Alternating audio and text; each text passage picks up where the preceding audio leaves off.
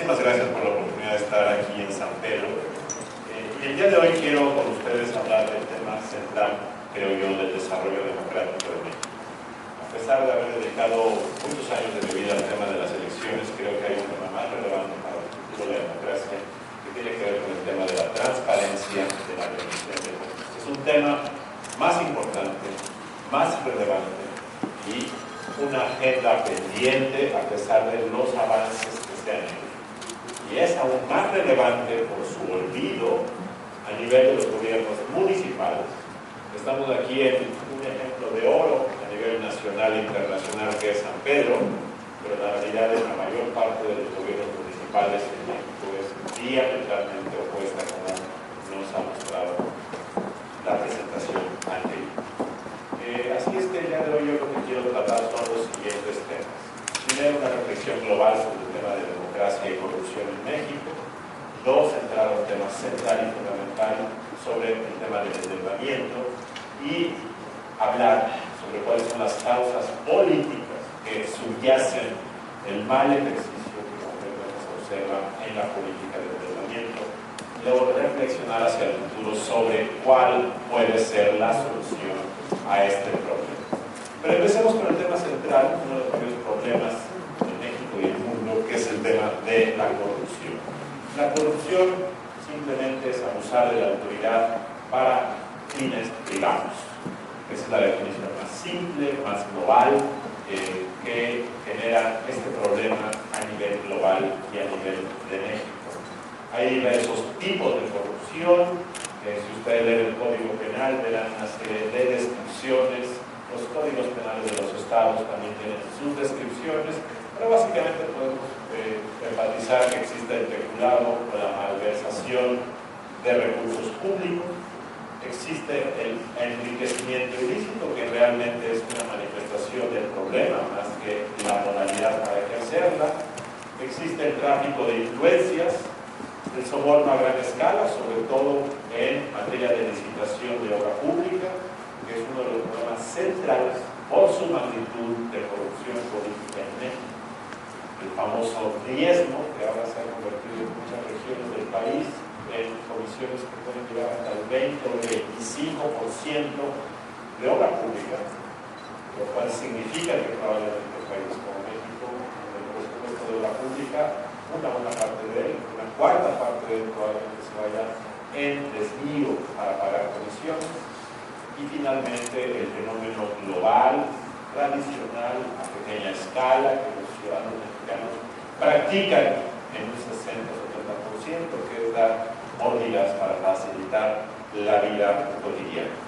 Estos tipos de corrupción se presentan en muchos países del mundo y son probablemente las principales modalidades que existen. ¿Cómo se mide o cómo sabemos qué es y cuál es la magnitud? Hay tres enfoques fundamentales para medir un problema que por definición es inobservable. Que la corrupción sea oculta es parte de su naturaleza y por lo tanto medirlo o medirla es un ejercicio metodológico muy complicado. Pero podemos pensar que hay tres maneras de hacerlo. Permítanme un segundo.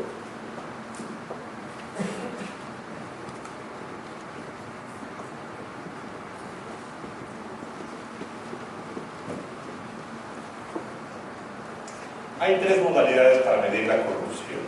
Un problema que, reitero, no es observable. El primero es a través de las percepciones que la gente tiene sobre el problema. El segundo es a través de la ocurrencia efectiva. O tres, midiendo lo que se hace para combatirla.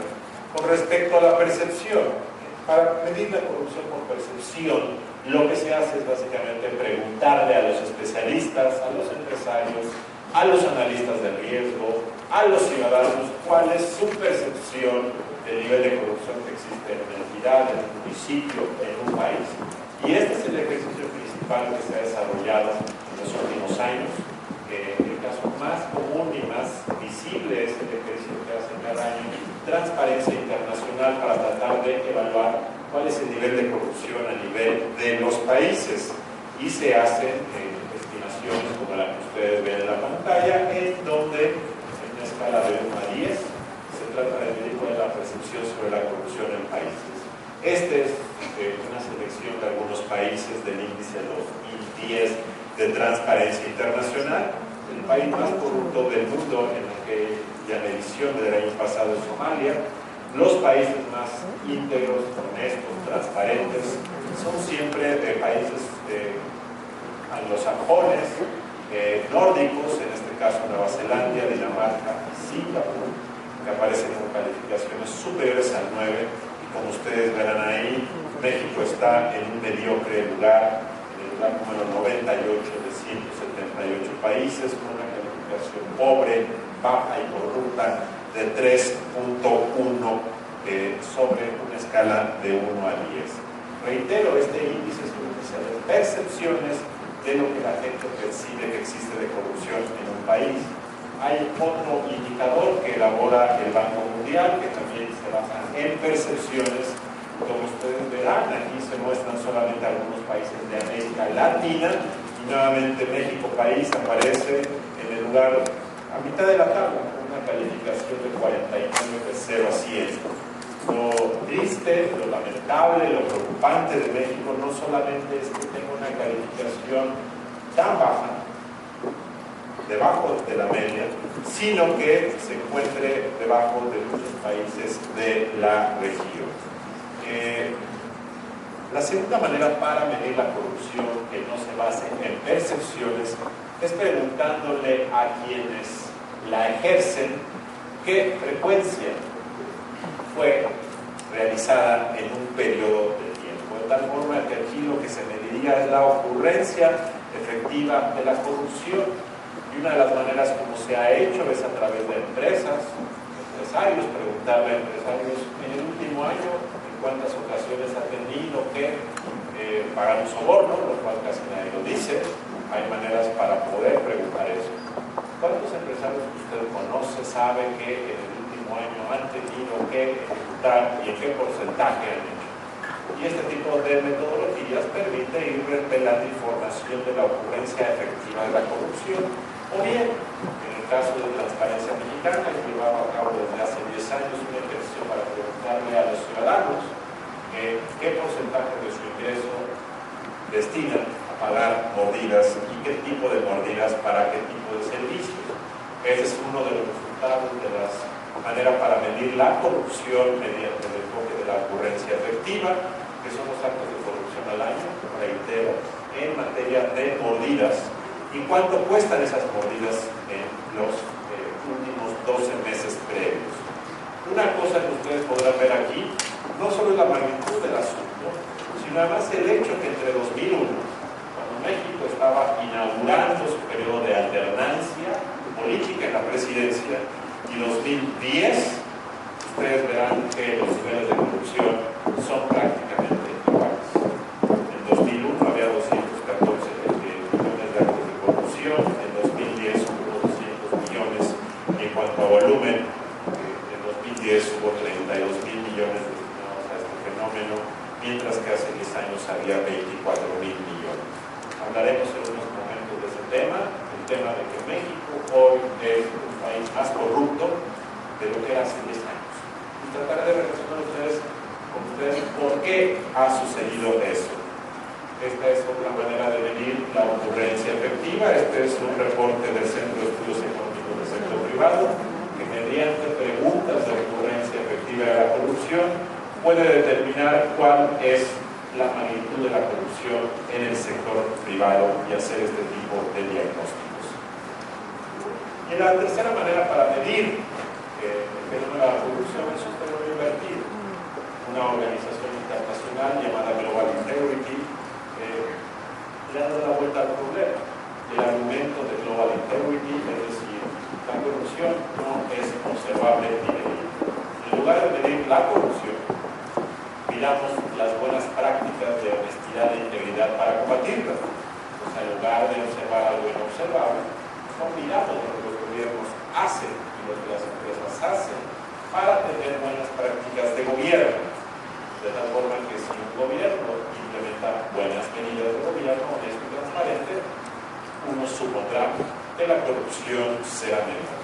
Y esta organización publica el Índice Global de Integridad, Este es un fragmento de la Marcha de México y lo que miden básicamente son capítulos de acciones para promover el buen gobierno. Por ejemplo, aquí se pide la participación de la sociedad civil, la información pública y los medios, y lo que uno ve aquí, que entre 2006 y 2009 en México ha habido un avance. En México efectivamente ha habido un avance a nivel regulatorio en los últimos 10 años, a nivel estatal y local, para tratar de generar más políticas de transparencia en materia electoral. Se ve que México ha ido mejorando en cuanto a que las elecciones son obviamente un mecanismo para fomentar la rendición de cuentas. La rendición de cuentas gubernamental se ha estancado y en materia de administración pública y servicio civil ha habido avances marginales, en materia de regulación ha habido avances, en materia de Estado de Derecho. Sin embargo, y es muy importante decirlo, lo que este reporte de Integridad Global 2009 muestra es que hay un divorcio, un rezago, un gap entre las leyes y su implementación. En 2007, la diferencia entre lo que las leyes obligaban y lo que se hacía en la realidad era muy grande. Estaba en un factor 48, que se redujo para 2009 a un factor de 24, que sigue siendo significativo. Lo que quiere decir es que en México el problema de la corrupción no es un problema de leyes, es un problema de la aplicación de las existentes. Y esto es una reflexión muy importante porque una reacción cotidiana y frecuente de legisladores y de funcionarios públicos cuando se detecta un problema de corrupción o cuando se detecta un problema de seguridad como el que desafortunadamente se ha vivido aquí en los últimos meses y sobre todo la semana pasada, es reaccionar a decir penas más severas, más legislación, más sanciones. Y eso es un error de enfoque. El enfoque punitivo de suponer con que se ponga en la ley penas más altas, eso va a disuadir su ocurrencia. Es equivocado.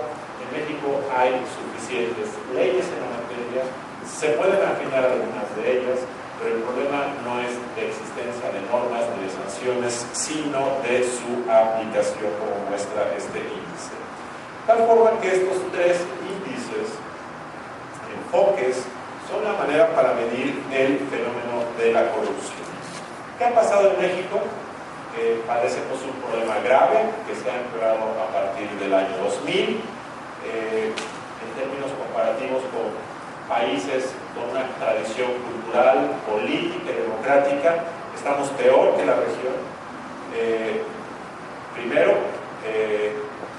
si uno observa la ruta de México en los últimos 15 años, pero sobre todo en 2000 Vicente Fox llegó a la presidencia prometiendo acabar con la corrupción.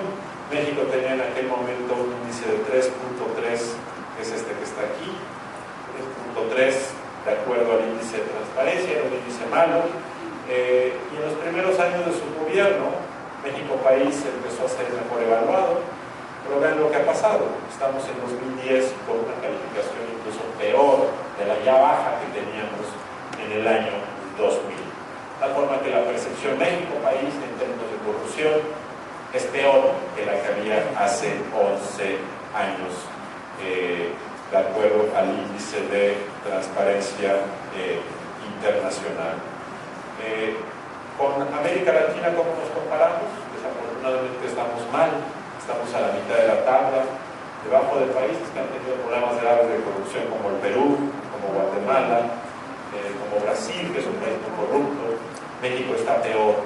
Y esto es un argumento que debe llamar la atención, porque con frecuencia la respuesta natural es que así somos los mexicanos. Bueno, no, eso es un argumento bastante mediocre, bastante comodín, de confort psicológico.